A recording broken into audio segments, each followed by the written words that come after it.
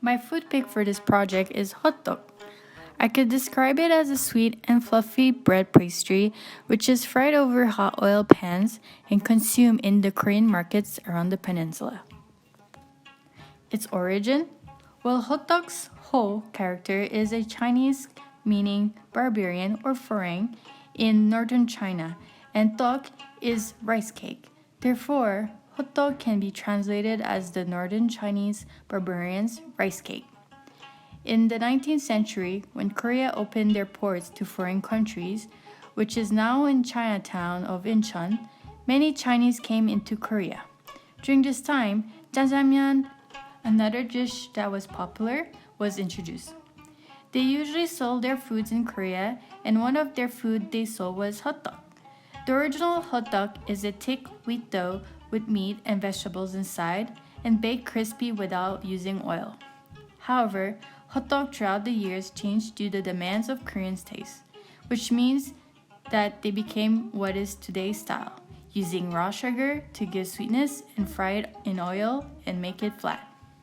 As the people's tastes and the trends in Korea are constantly changing, there are several versions of hotteok throughout Korea, by which they adjust the inner ingredients or use different flours for the dough such as japchae, nuts, cheese, and green tea powder. For example, Busan is famous for seed hotteok, which they cut into half after frying it and put sugar seasoned seeds or walnuts inside. How to make it? I have chosen a recipe only which would be easy to follow. It basically needs very few ingredients, but it also requires some time to prepare this food. I have used Sue's Prissie's recipe from her website, My Korean Kitchen. Her website explains very well in detail the steps, some facts about the food, and the nutrition information of calories. Her recipe goes as follows. By starting with the dough, you would need 1 1/4 cups of purpose flour, 1.5 teaspoon fine sea salt, which I actually use 1 little pack of salt, 1 teaspoon of white sugar, 1 teaspoon of yeast, 1/4 cup of lukewarm milk, which I actually use 5% cream instead, some cooking oil, but I totally skipped that part. I thought it was for fry pan. The next step is to do the filling, which is 1/4 cup of dark brown sugar, 1/4 teaspoon cinnamon powder, 2 tablespoons of crushed nuts of your choice, which I actually use crushed peanuts, but you could also use walnuts, almonds, or sunflower seeds. Because I didn't have milk and took the cream out too late, I decided to divide the amount of the half cup of milk to 1/4 of water and 1/4 of cream, which I added the yeast in and mixed to activate the yeast before mixing within the flour.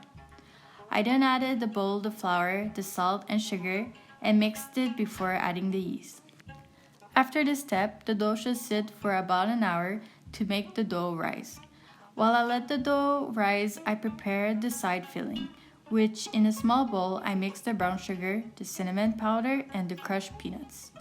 After an hour later, I began to separate the dough, which should be around 6 servings, as she mentioned in her recipe. I then flattened the dough in a round shape to then add the center filling, which it should be pressed with a spoon with the filling. After making 6 of them, I prepared a pan with oil to medium heat and start frying the hotteok. Why did I choose the hotteok? The reason why I've chosen to make hotteok is because it was the first Korean food that I have ever made.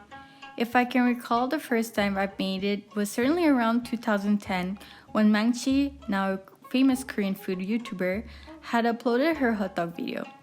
I really love eating brown sugar and cinnamon taste pastry, which actually one of my favorite Canadian pastry is the classics beaver tails. With this, I felt I could make at home something more easier, less oily, and less dangerous by making hotteok for my friends and family.